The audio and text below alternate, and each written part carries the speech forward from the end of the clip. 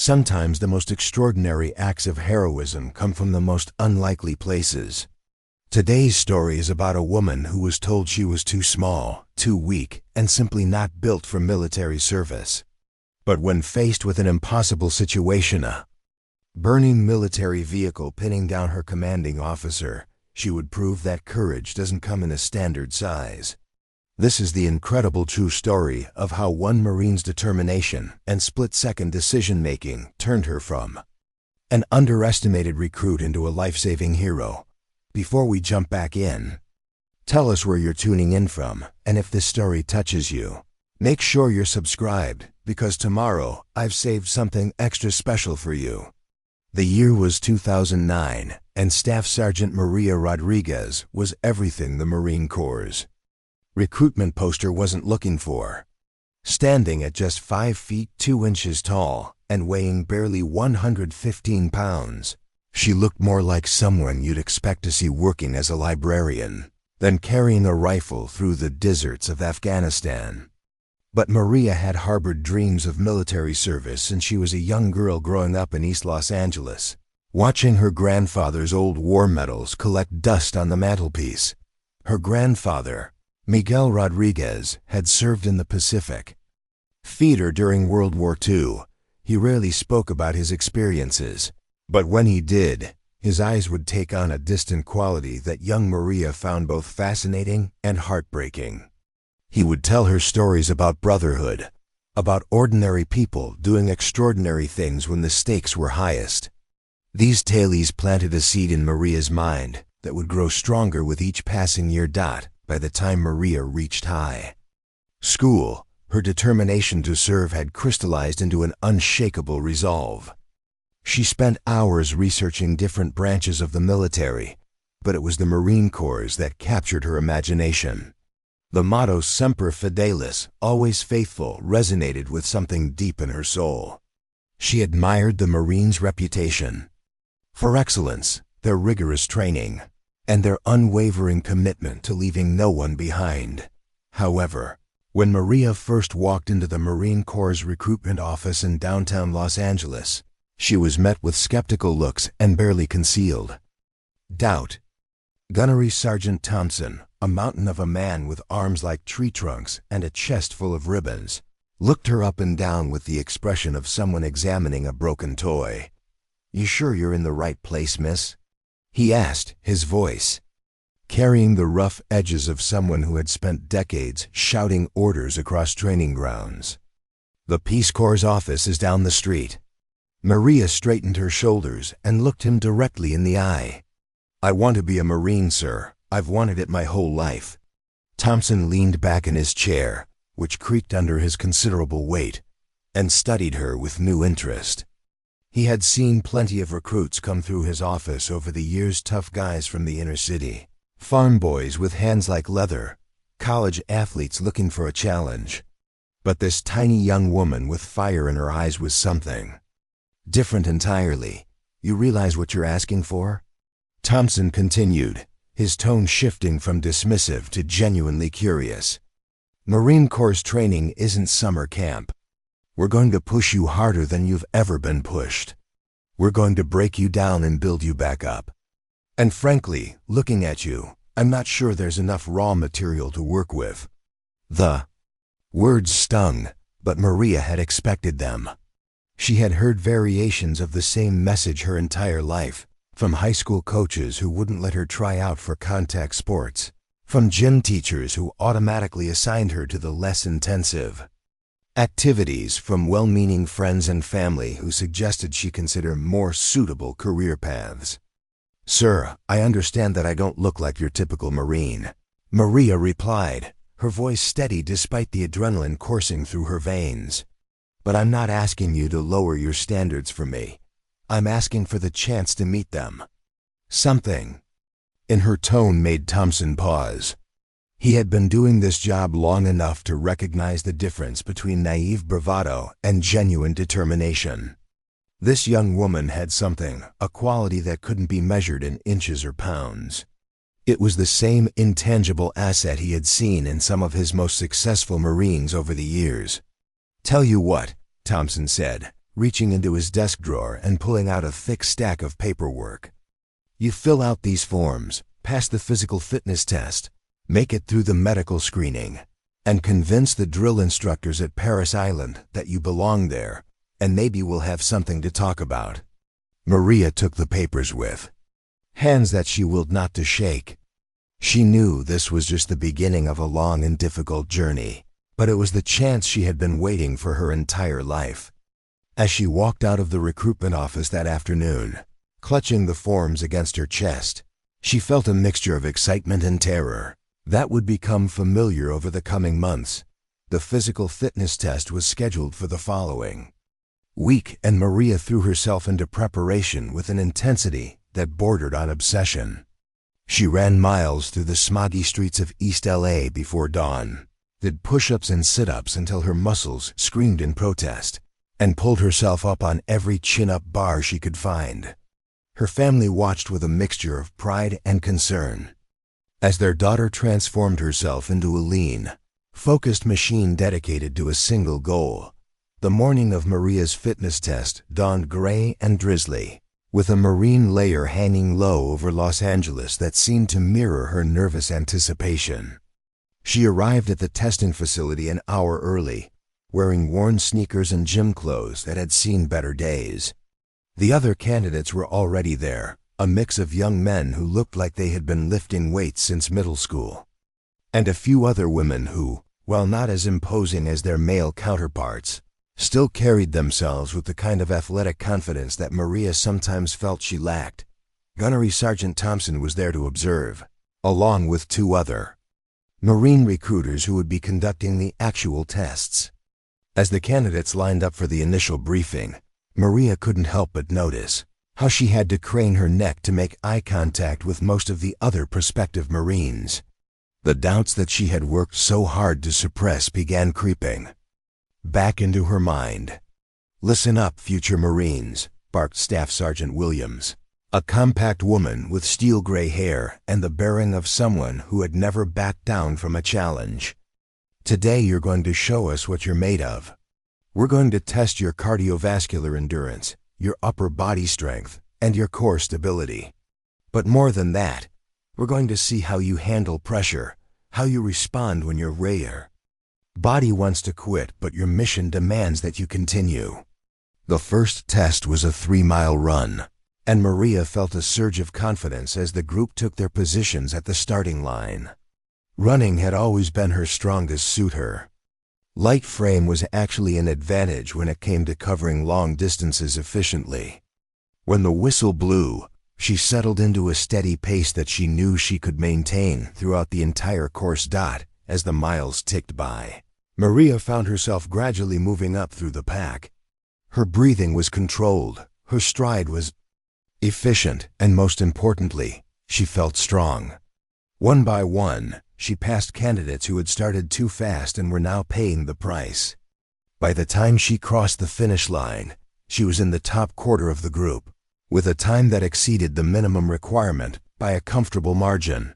The push-up test was next, and this is where Maria's size began to work against her. Despite months of training, she struggled to complete as many repetitions as the larger candidates. Her form was perfect. The drill instructors had no complaints about her technique, but raw upper body strength was simply not her forte. She managed to meet the minimum standard, but just barely, finishing the test with burning muscles and a growing awareness that the hardest challenges still lay ahead. The final test was pull-ups, and Maria approached the bar with grim determination.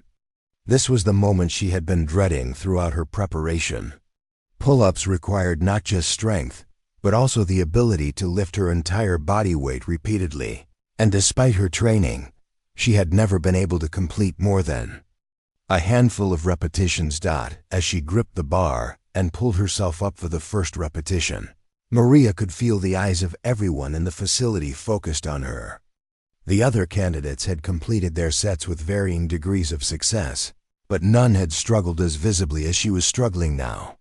Her second pull-up was slower than the first, her third even more labored. By the time she reached her fourth repetition, her arms were shaking with the effort. Come on, Rodriguez. Thompson's voice cut through her fatigue. Don't you quit on me now. Maria gritted her teeth and somehow managed a fifth pull-up, then a sixth. Her form was beginning to deteriorate, but she refused to let go of the bar. Every muscle in her upper body was screaming in protest, but she could hear her grandfather's voice in her head, talking about ordinary people doing extraordinary things when it mattered most. The seventh pull-up took everything she had left, and she hung there for a moment, gasping for breath and trying to summon the strength for one more. The minimum requirement for women was 3 pull-ups, which she had already exceeded, but Maria knew that exceeding minimums was what separated good Marines from great ones.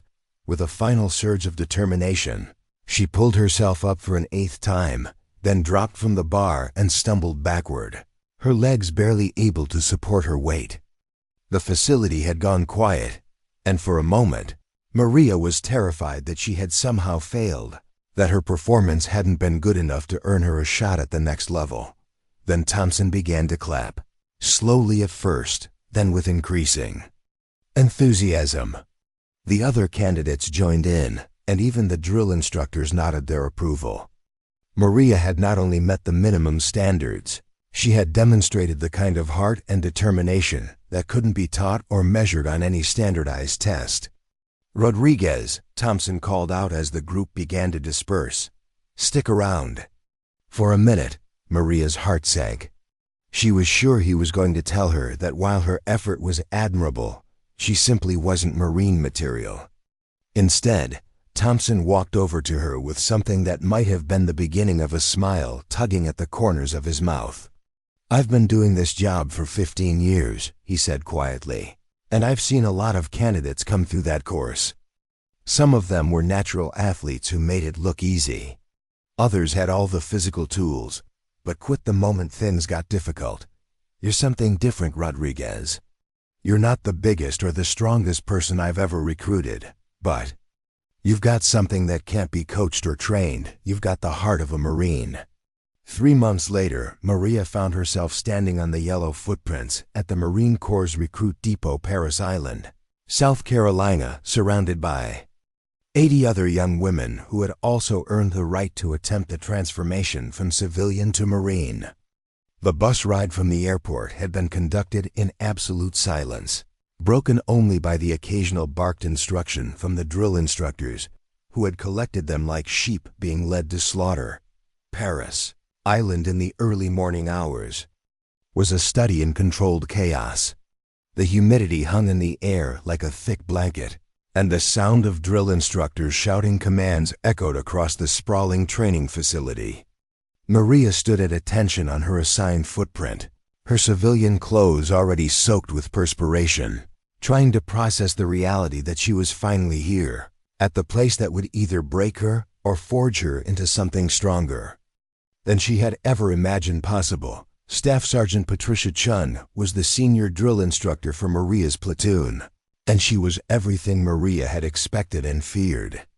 Standing nearly 6 feet tall with the bearing of someone who had never encountered a problem she couldn't solve through discipline and determination, Chun surveyed her new recruits with the calculating gaze of a predator evaluating potential. Pray, ladies, Chun's voice carried across the formation with the clarity of a church bell.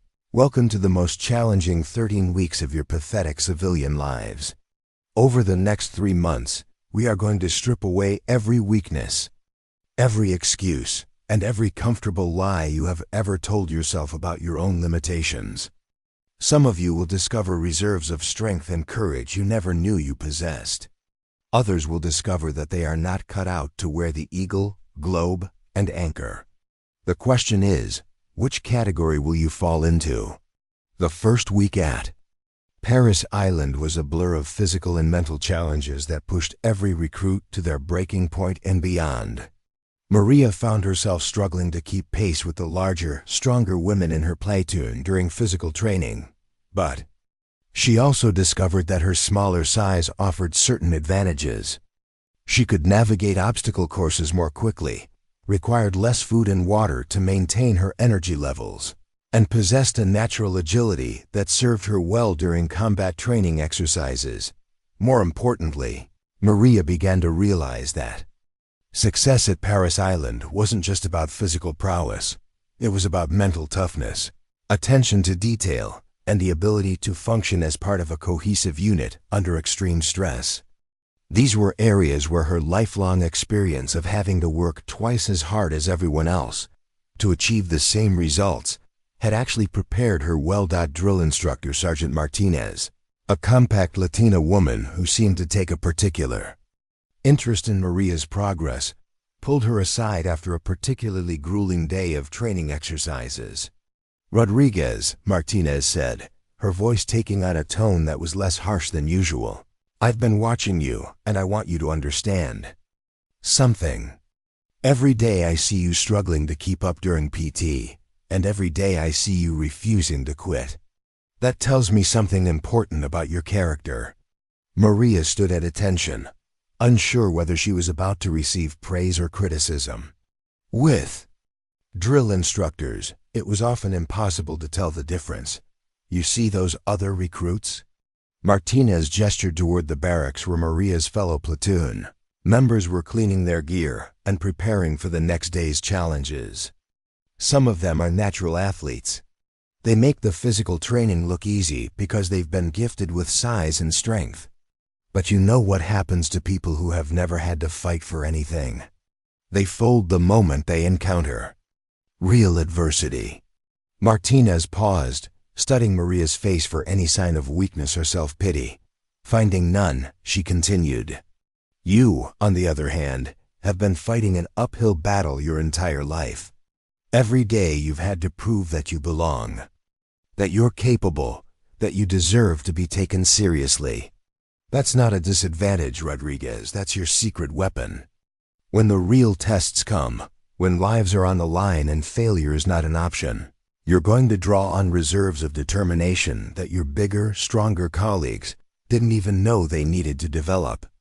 The conversation with Martinez marked a turning point in Maria's training experience. She began to view her physical limitations not as obstacles to overcome, but as challenges that were building the mental toughness she would need as a Marine. When other recruits complained about the difficulty of a particular exercise or the unfairness of a drill instructor's demands, Maria found herself drawing on years of experience dealing with people who underestimated her capabilities. By the end of her 8th week at Paris Island, Maria had not only proven that she could meet the Marine Corps' standards, she had begun to excel in areas that played to her natural strengths. Her marksmanship scores were consistently among the highest in her platoon. Her attention to detail during inspections was flawless, and her ability to remain calm under pressure had earned the respect of both her drill instructors and her fellow recruits. The Crucible, the final 54-hour test that would determine whether Maria and her fellow recruits had earned the right to call themselves Marines, was still 5 weeks away.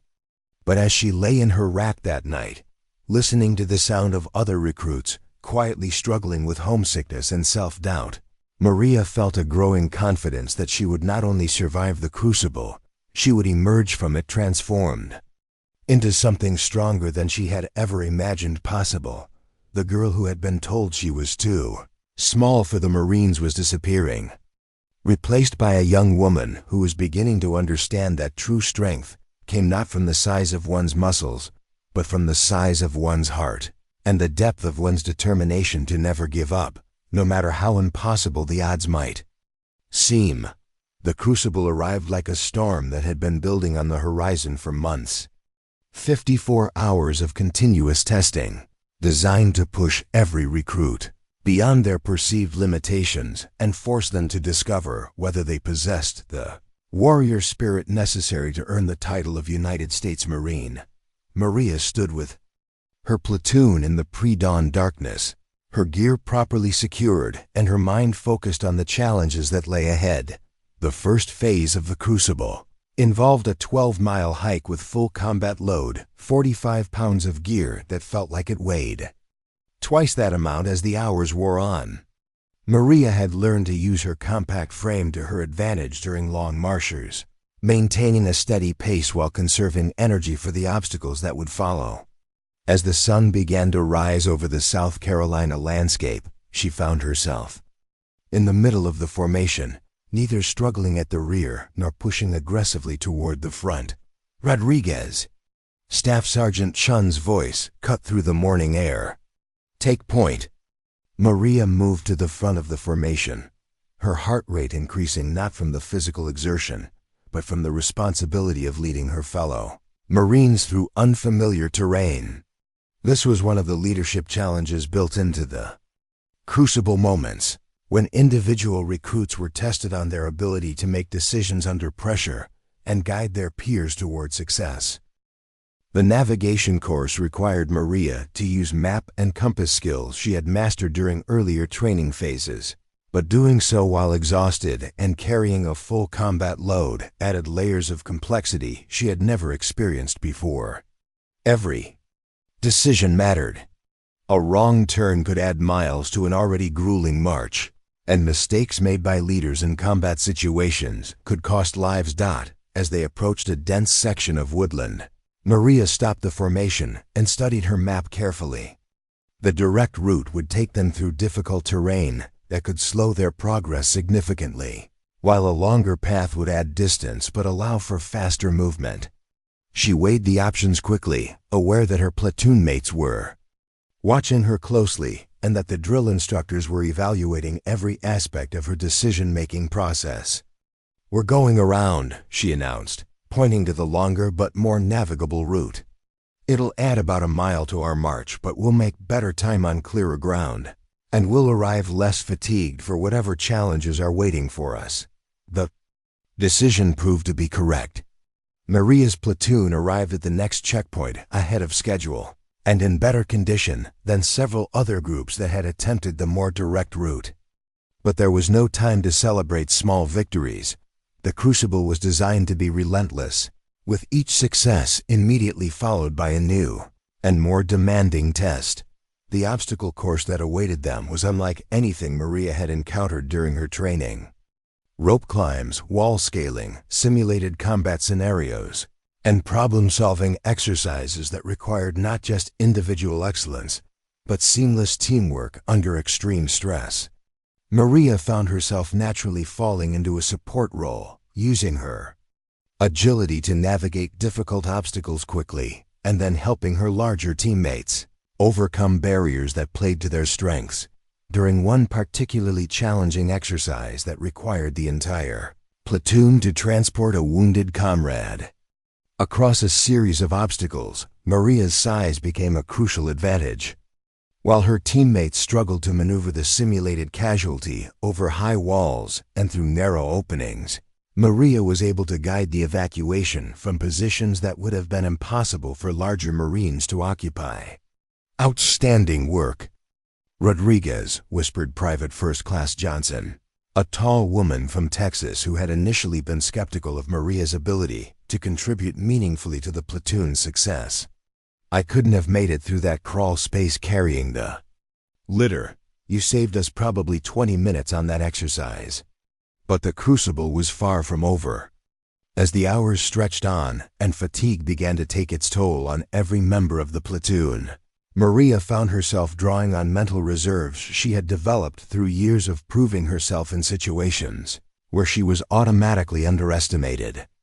While other recruits began to show signs of breaking under the relentless pressure, Maria seemed to grow more focused and determined with each passing challenge. The night portion of the crucible was perhaps the most demanding phase. Operating in complete darkness with only minimal artificial illumination, the recruits were required to navigate complex, tactical scenarios that tested their ability to function as a cohesive unit when visibility was severely limited and communication was restricted to hand signals and whispered commands. Maria's experience growing up in East Los Angeles, where she had learned to navigate potentially dangerous situations by being acutely aware of her surroundings and reading subtle environmental cues, served her well during these nighttime exercises. She became the platoon's unofficial point person for movement in low-light conditions, guiding her teammates through terrain that would have been nearly impossible to traverse safely without her instinctive understanding of night operations. As the final hours of the crucible approached, Maria realized that something fundamental had changed within her. The doubt and insecurity that had plagued her throughout her civilian life had been replaced by a quiet confidence born from repeated success under the most challenging conditions imaginable. She was no longer the small woman trying to prove she belonged. She was a Marine who happened to be small, and that distinction made all the difference in the world. The ceremony marking the end of the crucible and the official transformation from recruit to Marine was held at sunrise on a field that overlooked the marshlands of Paris Island. As Maria stood at attention with her fellow Marines, listening to the reading of Marine Corps' history and the meaning behind the eagle, globe, and anchor emblem she was about to receive, she thought about her grandfather Miguel and the stories that had first inspired her to pursue this path. Staff Sergeant Chun approached each new Marine individually, handing them their eagle, globe, and anchor pin and speaking words that would mark their official entry into the Brotherhood of Marines. When she reached Maria, Chun paused for a moment longer than she had with the other graduates. "Rodriguez," Chun said, her voice carrying a warmth that Maria had never heard during the preceding 13 weeks of training. "When you first arrived here, I wondered whether you had what it takes to earn these emblems. You were smaller than your peers, you struggled with some of the physical challenges, and frankly, I wasn't sure you had the backbone necessary to survive what we were going to put you through." Chun held up the eagle, globe, and anchor pin, letting it catch the morning sunlight as she continued. "But over these past months, I've watched you transform yourself from someone who was trying to prove she belonged into someone who simply belongs. You've demonstrated that courage isn't measured in inches or pounds. It's measured in the willingness to keep going when everything inside you wants to quit. Congratulations, Marine Rodriguez. You've earned this." As Chun pinned the emblem to Maria's uniform, the weight of the moment settled over her like a comfortable blanket. She was no longer Maria Rodriguez, the girl who was too small for the Marines. She was Marine Rodriguez, a member of the most elite fighting force in the world, and she had earned that title through dedication, perseverance, and an absolute refusal to accept limitations that others had tried to impose upon her. The graduation ceremony was followed by a brief leave period that allowed the new Marines to return home and share their achievement with family and friends. Maria's homecoming in East Los Angeles was a celebration that seemed to involve half the neighborhood. Her grandfather Miguel, now in his late 80s and moving slowly but with undimmed pride, was waiting for her on the front porch when she arrived in her dress blue uniform. "Mia," he said, using the affectionate Spanish term he had called her. "Since childhood, you look like a real Marine." "I am a real Marine, Grandpa," Maria replied, and for the first time in her life, she felt the complete truth of those words. Miguel nodded slowly, his eyes taking on that distant quality she remembered from her childhood. "Your grandmother would have been so proud," he said quietly. "She always said you had a warrior's heart, even when you were just a little girl."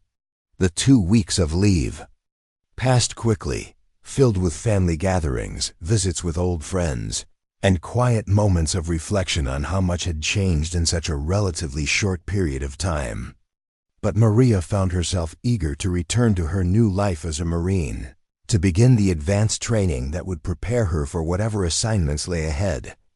Her first duty station was Camp Pendleton in California, where she was assigned to a logistics unit responsible for supply chain management and equipment maintenance.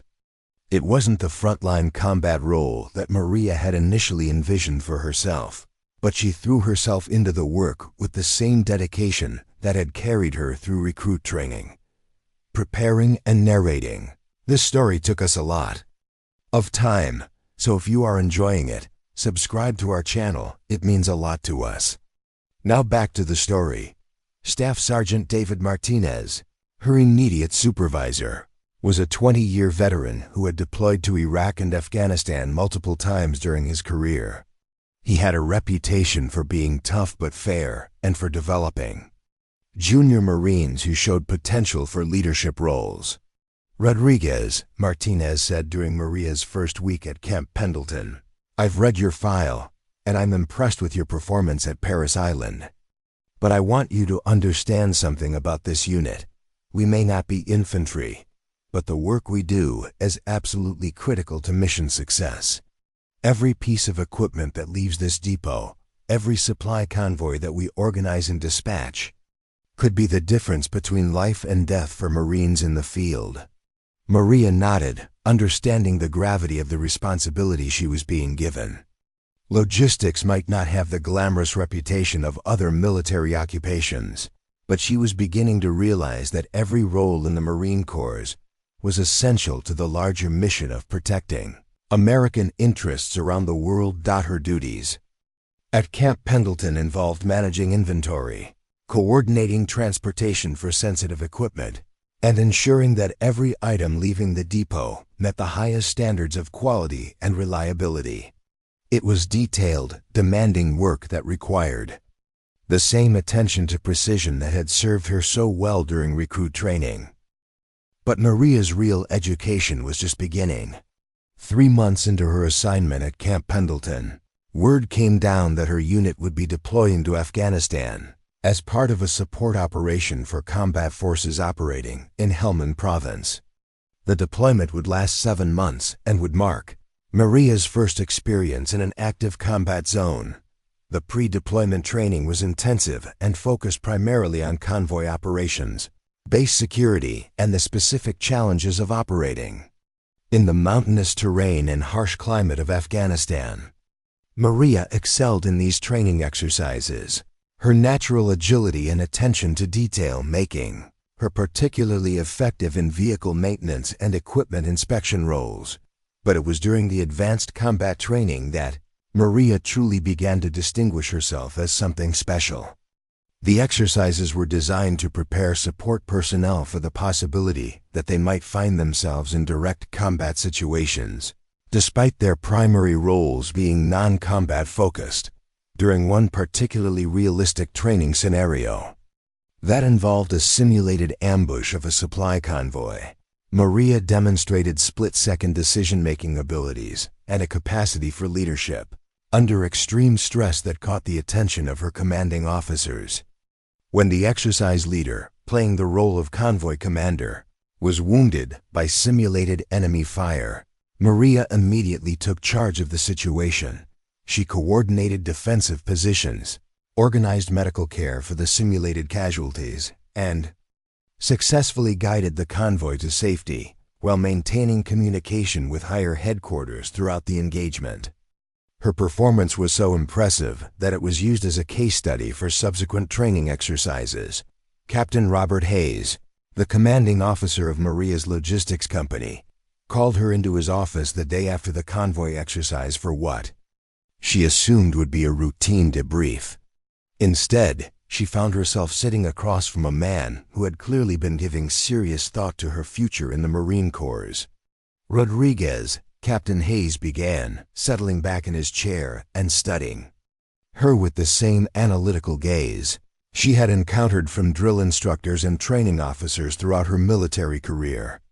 "I've been doing this job for 12 years, and I've learned to recognize certain qualities in Marines that indicate potential for rapid advancement and increased responsibility." Maria maintained her composure, but internally she felt the familiar mixture of excitement and anxiety that came whenever her performance was being evaluated by superior officers. She had learned not to expect praise or criticism, but simply to listen carefully and absorb whatever information was being shared with her. "Your performance during yesterday's exercise was exceptional," Hayes continued. "But more than that, it demonstrated a level of tactical thinking and leadership instinct that suggests you might be wasted in a purely logistics role. I'm recommending you for cross-training in convoy security operations when we deploy to Afghanistan." The implications of this assignment were immediately clear to Maria. Convoy security was dangerous work that involved regular exposure to improvised explosive devices, small arms fire, and the constant threat of ambush attacks. It was also work that would put her closer to the front lines of the conflict and allow her to make a more direct contribution to the safety of American and Allied forces operating in the region. "Sir," Maria responded, "I appreciate your confidence in my abilities, and I'm honored to accept whatever assignment you believe will be most beneficial to the mission." Hayes smiled at her formal response. "Rodriguez, you don't have to give me the official answer. This is a significant change from what you originally signed up for, and it comes with considerably more risk than standard logistics operations. I want to know what you actually think about this opportunity." Maria took a moment to consider her response carefully. The truth was that the prospect of convoy security work excited her more than she wanted to admit. Despite her success in logistics operations, she had always felt that she was capable of contributing more directly to the Marine Corps' mission of protecting American interests abroad. "Sir, I believe this assignment will allow me to use all of my training and abilities in service of a critical mission," she said finally. "I understand the risks involved, but I also understand that every Marine has a responsibility to serve wherever they can be most effective." 3 weeks later, Maria found herself boarding a military transport aircraft bound for Bagram Airfield in Afghanistan. Her gear packed and her mind focused on the 7-month deployment that would test everything she had learned about being a Marine. The flight across the Atlantic and through European airspace gave her time to reflect on the journey that had brought her to this point. 2 years earlier, she had been a young woman from East Los Angeles whose primary qualification for military service was an unshakable determination to prove that size and strength weren't the only measures of a person's potential. Now she was a United States Marine preparing to serve in a combat zone, entrusted with responsibilities that could directly impact the safety and success of American military operations. The landscape below the aircraft as they approached Afghanistan was unlike anything Maria had ever seen. Vast expanses of desert broken by mountain ranges that seemed to stretch endlessly toward every horizon, with small settlements scattered throughout the valleys like islands in an ocean of brown and tan terrain. The hostile beauty of the country was both mesmerizing and intimidating. Bagram Airfield was a massive logistics hub that served as the primary entry point for personnel and supplies entering Afghanistan. The controlled chaos of constant aircraft movements, convoy preparations, and the movement of thousands of military personnel from dozens of different countries created an environment unlike anything Maria had experienced during her training. Within hours of her arrival, Maria was transported to Forward Operating Base Shank in Logar Province, where her unit would be based for the duration of their deployment. FOB Shank was smaller and more austere than Bagram, surrounded by high walls and guard towers that served as constant reminders of the hostile environment beyond the base perimeter. Her first few weeks in Afghanistan were devoted to acclimatization and integration with the experienced Marines who had been conducting convoy operations in the region for several months. These veterans took their responsibility for training newcomers seriously, knowing that mistakes made during the learning process could have fatal consequences.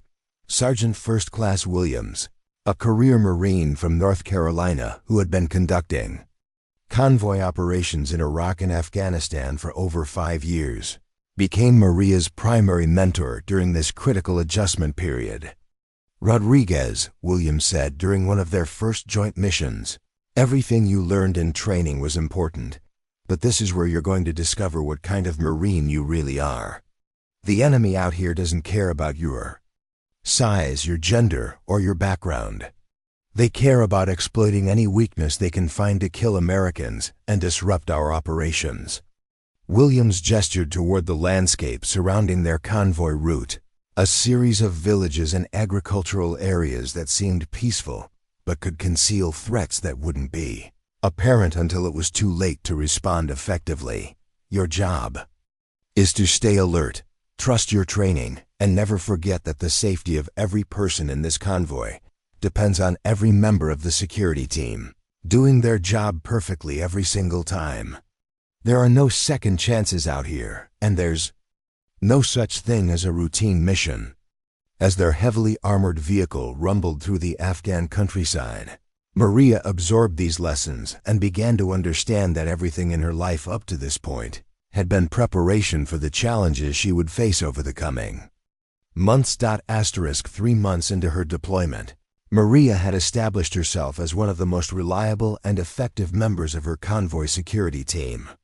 Her small stature, which had once been viewed as a limitation, had proven to be an advantage in the cramped confines of armored vehicles, where her ability to move quickly and efficiently through tight spaces often made the difference between a successful response to threats and dangerous delays that could compromise mission safety. The convoy routes through Logar Province had become as familiar to Maria as the streets of her childhood neighborhood in East Los Angeles, but familiarity in a combat zone was a double-edged sword. While knowledge of the terrain and local patterns could help identify potential threats, it could also lead to complacency, a luxury that could prove fatal in an environment where improvised explosive devices and sniper attacks were constant possibilities. Captain Hayes had been promoted and transferred to a staff position at headquarters, and his replacement was Captain Jennifer Morrison, a career Marine officer who had earned her reputation during multiple combat deployments in Iraq. Morrison was known for her meticulous attention to detail and her absolute intolerance for anything less than perfect execution of military procedures. "Rodriguez," Morrison said during their first individual meeting, "I've reviewed your performance records, and I'm impressed with what I've seen so far. Staff Sergeant Williams tells me that you've developed into one of his most dependable team members, and that's high praise coming from someone with his experience." Maria had learned not to let compliments from superior officers affect her focus on the mission at hand, but she couldn't help feeling a sense of pride at earning recognition from officers whose judgment she respected. "However," Morrison continued, "I want you to understand that my standards are different from Captain Hayes. I expect every Marine in this unit to be capable of performing at the highest levels under the most challenging circumstances. That means continuous improvement, constant vigilance, and absolute dedication to the safety and success of every mission we undertake." The conversation with Morrison proved to be prophetic. Within days of her arrival, the new commanding officer had implemented enhanced training programs, modified security protocols, and established new standards for convoy operations that pushed every member of the unit to higher levels of performance. Maria found herself thriving under these increased demands. The physical challenges that had once seemed overwhelming during her early training now felt manageable, and her confidence in her abilities as a Marine had grown to the point where she actively sought out additional responsibilities and more demanding assignments. It was during this period of increased operational tempo that Maria first worked directly with Captain Lisa Chang, a logistics officer who had been tasked with coordinating a series of supply runs to remote outposts in particularly dangerous areas of the province. Chang was a West Point graduate with a reputation for tactical brilliance and an almost supernatural ability to anticipate potential problems before they became actual threats. "Rodriguez," Chang said as they prepared for what would prove to be a pivotal mission in Maria's military career, "I've specifically requested you for this convoy because Staff Sergeant Williams tells me you have excellent instincts for identifying threats and responding quickly to changing situations. This particular route has been problematic lately. We've had several incidents and at least 2 confirmed sniper attacks in the past month. The mission involved transporting critical supplies to 3 different forward operating bases following a route that would take them through some of the most contested territory in their area of operations. Intelligence reports suggested that insurgent activity in the region had increased significantly in recent weeks, making this convoy particularly high-risk. As they conducted their pre-mission briefing, Chang emphasized the importance of maintaining constant communication, adhering strictly to established security protocols, and being prepared to adapt quickly to unexpected developments. Every member of the convoy team understood that this was not a routine supply run. It was a mission that would test every aspect of their training and preparation. The convoy consisted of 4 heavily armored vehicles carrying essential supplies, medical equipment, and ammunition to Marines operating in isolated positions throughout the province. Maria was assigned to the lead vehicle, serving as the primary spotter responsible for identifying potential threats along the route and coordinating defensive responses if the convoy came under attack. The first 2 hours of the mission proceeded without incident, but Maria found herself growing increasingly tense as they approached a section of road that had been the site of several recent attacks. The terrain in this area was particularly challenging, narrow roads bordered by buildings and walls that could easily conceal enemy positions, with limited options for alternate routes if the convoy encountered problems. "Eyes up, everyone." Chang's voice crackled through the radio system that connected all 4 vehicles. "Intelligence reports suggest increased insurgent activity in this sector. Maintain spacing, watch for anything that doesn't look right, and be ready to respond immediately if we encounter threats." Maria focused her attention on the landscape ahead, using techniques she had learned during months of convoy operations to identify potential danger signs, unusual patterns of civilian movement, objects that seemed out of place, vehicles parked in suspicious locations. All of these could indicate the presence of hostile forces preparing to attack the convoy. As they rounded a sharp curve in the road, Maria spotted something that immediately triggered her threat detection instincts. A small group of civilians had gathered near what appeared to be a disabled vehicle about 200 meters ahead, but their behavior seemed inconsistent with a genuine emergency situation. "Captain Chang," Maria reported through her radio headset, "I've got eyes on suspicious activity ahead. Possible IED placement or ambush setup at the disabled vehicle." Chang's response was immediate and decisive. "All vehicles halt. Rodriguez, give me details on what you're seeing."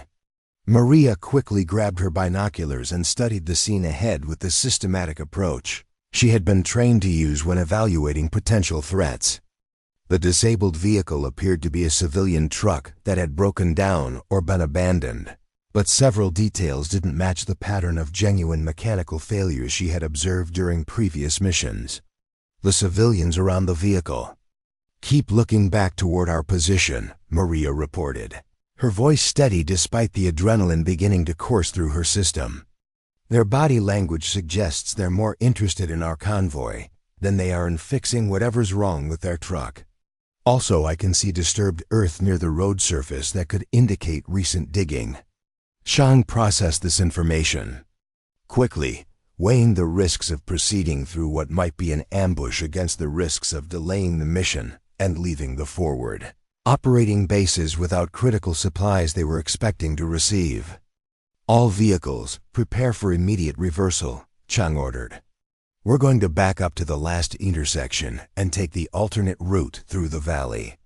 Rodriguez, maintain eyes on the suspected threat area and report any changes in the situation."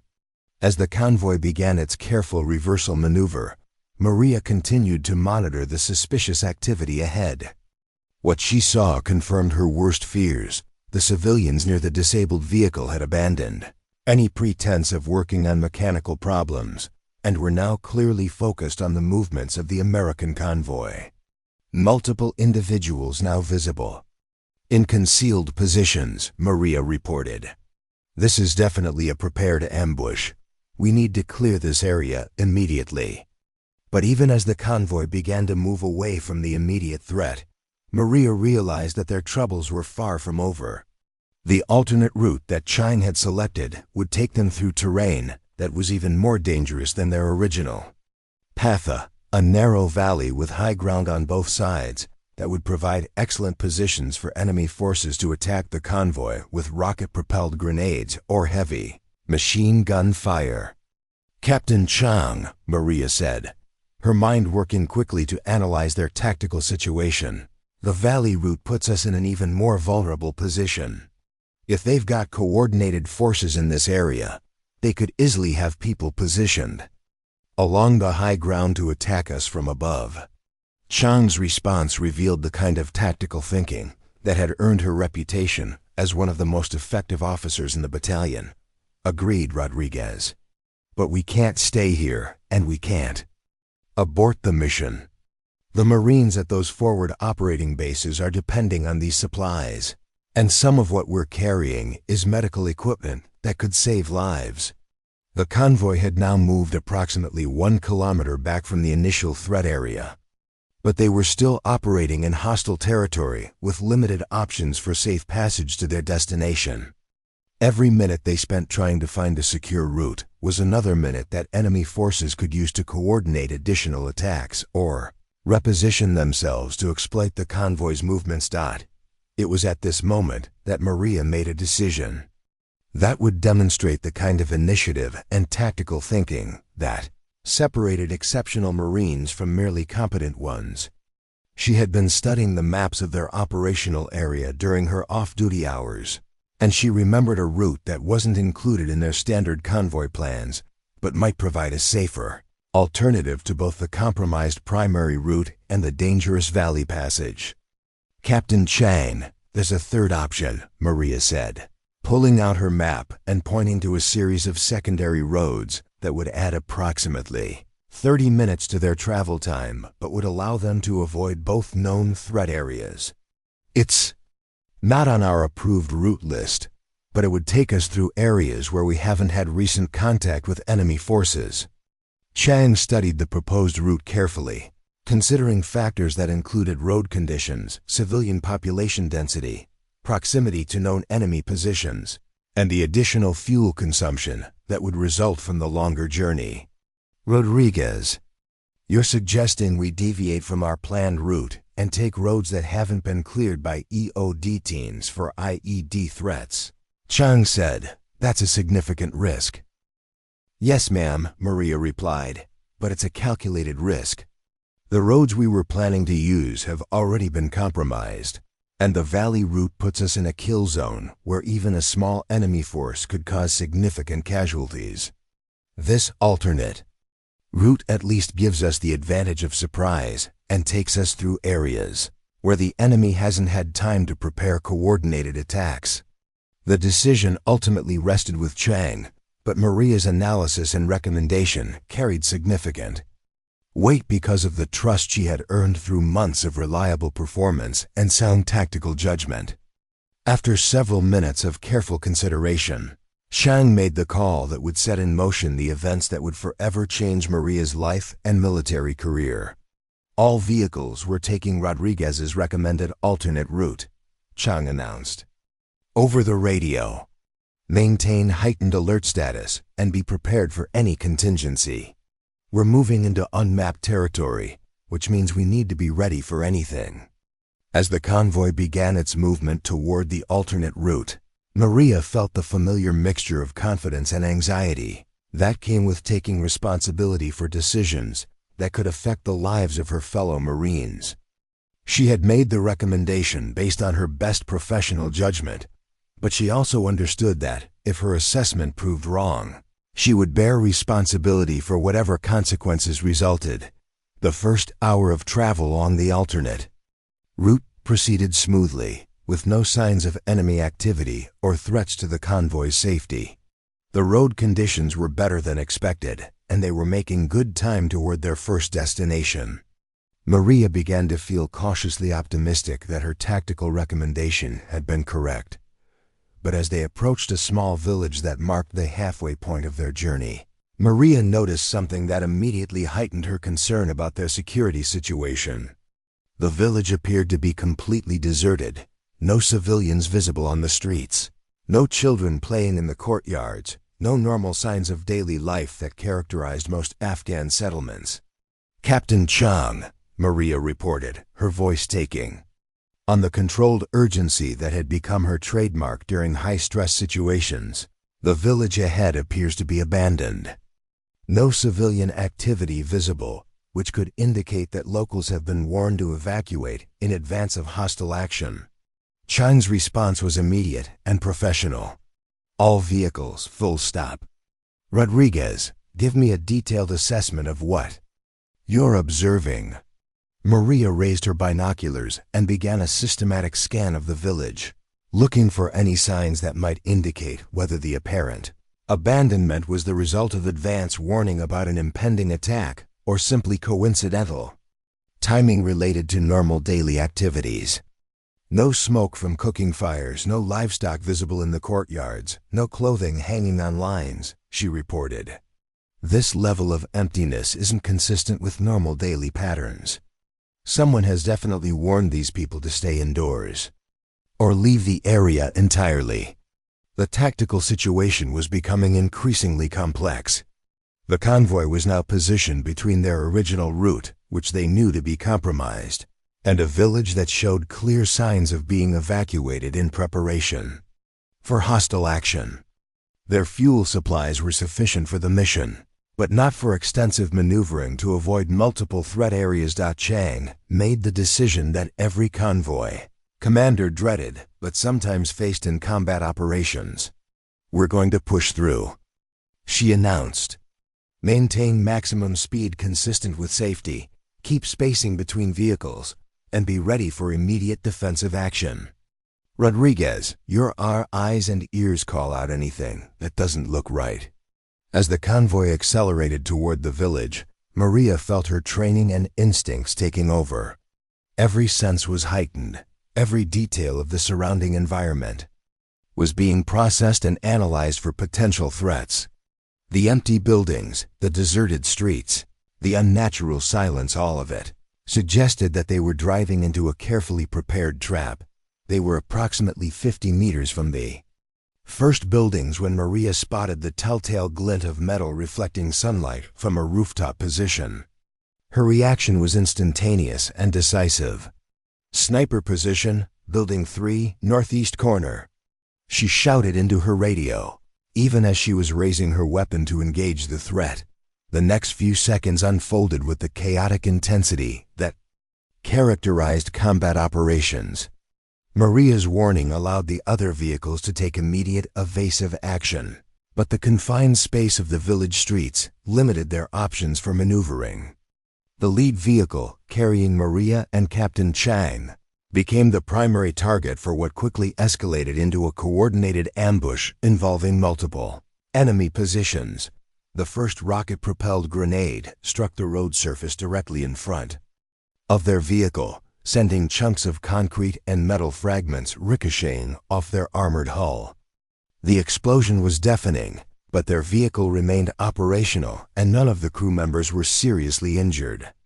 RPG attack from multiple positions. Chang's voice cut through the noise and confusion.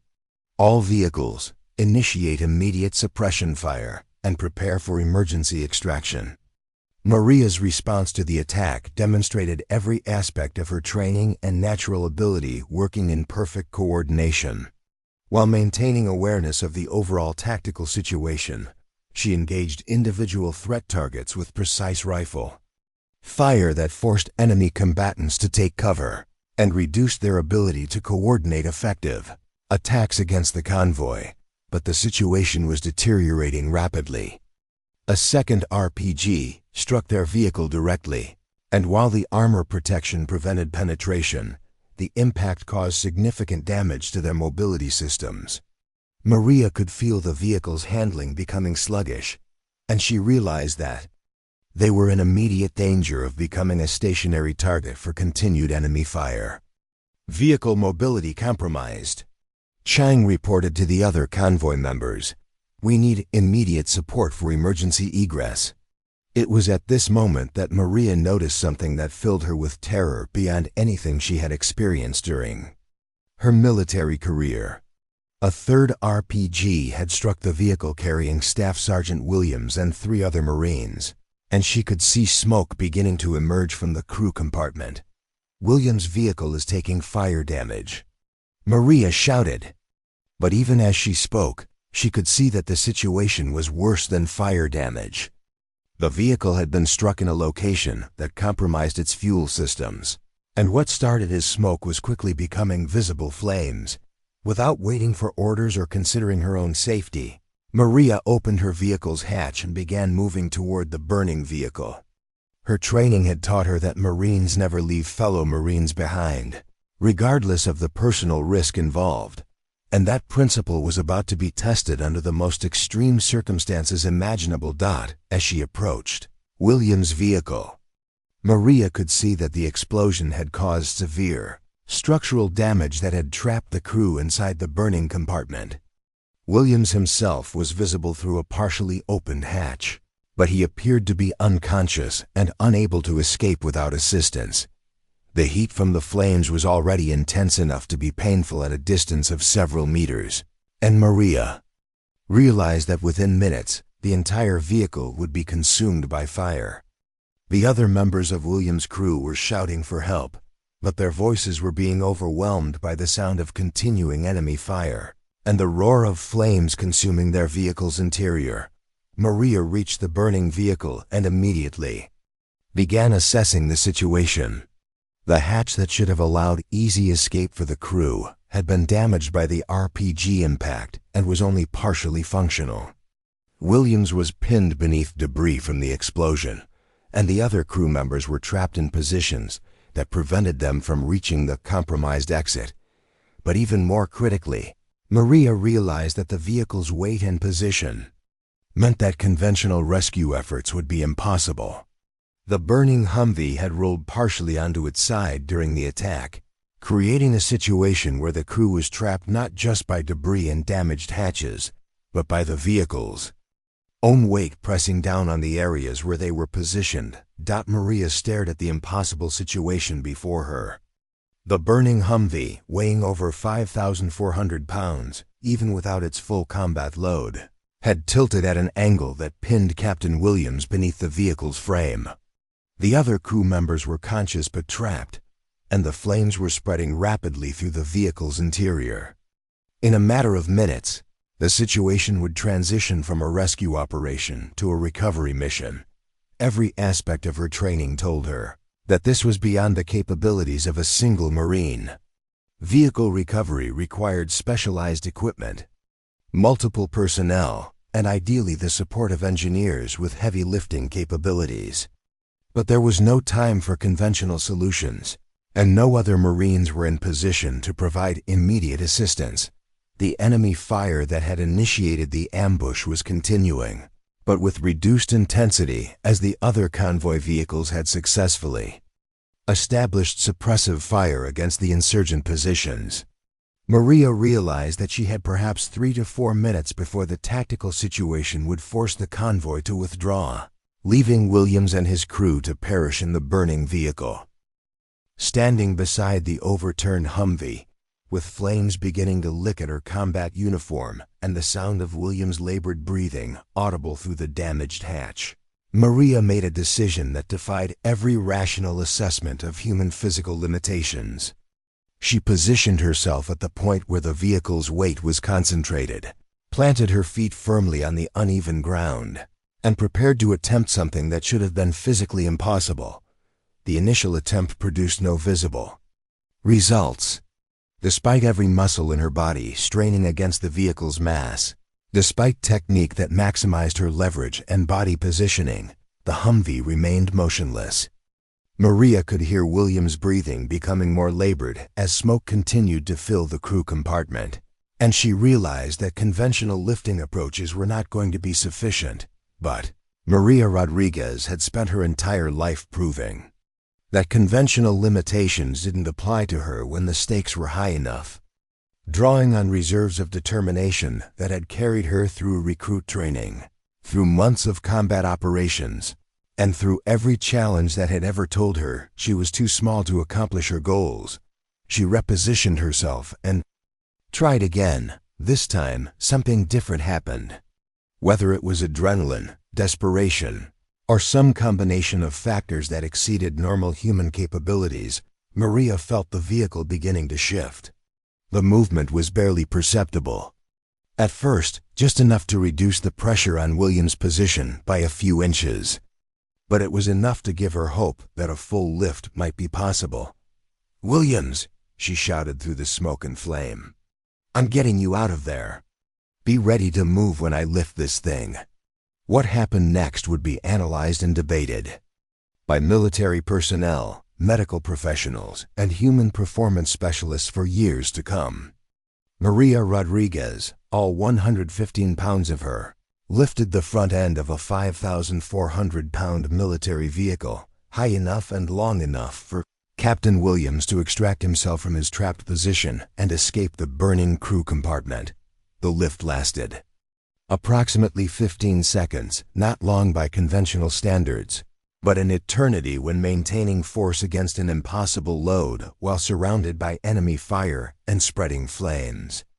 When Williams had cleared the danger area, Maria allowed the vehicle to settle back into position, then immediately moved to assist the other trapped crew members, who were now able to escape through the partially cleared hatch. The entire rescue operation took less than 2 minutes from start to finish, but its impact would resonate throughout Maria's military career and beyond. As the convoy prepared for emergency extraction from the ambush site, with all personnel accounted for and no fatalities despite the intensity of the attack, Williams looked at Maria with an expression that combined gratitude, amazement, and professional respect. "Rodriguez," he said, his voice hoarse from smoke inhalation but steady with conviction, "I don't know how you did what you just did, but you saved my life and the lives of my crew. That's not something any of us will ever forget." The convoy's extraction from the ambush site proceeded without further incident, and all personnel reached their destination safely despite the complexity of the tactical situation they had encountered. But the story of Maria's impossible rescue began spreading through the military community almost immediately, carried by the Marines who had witnessed her actions and the officers who would be responsible for documenting the events in official reports. Within weeks, Maria found herself being interviewed by investigators seeking to understand exactly how a Marine of her size had accomplished something that seemed to exceed the boundaries of human physical capability. The official reports would eventually conclude that a combination of adrenaline, optimal body positioning, and exceptional determination had allowed her to achieve a feat that was statistically improbable but not impossible. But for Maria, the technical explanations were less important than the knowledge that she had lived up to the Marine Corps' values that had guided her throughout her military career. When faced with a situation where fellow Marines were in mortal danger, she had refused to accept that anything was impossible if it meant saving the lives of her brothers and sisters in arms. The girl who had been told she was too small for the Marines had become a Marine who proved that courage, determination, and loyalty to one's fellow warriors were more important than any physical limitation that others might try to impose. Up next, you've got 2 more standout stories right on your screen. If this one hit the mark, you won't want to pass these up. Just click and check them out. And don't forget to subscribe and turn on the notification bell so you don't miss any upload from us.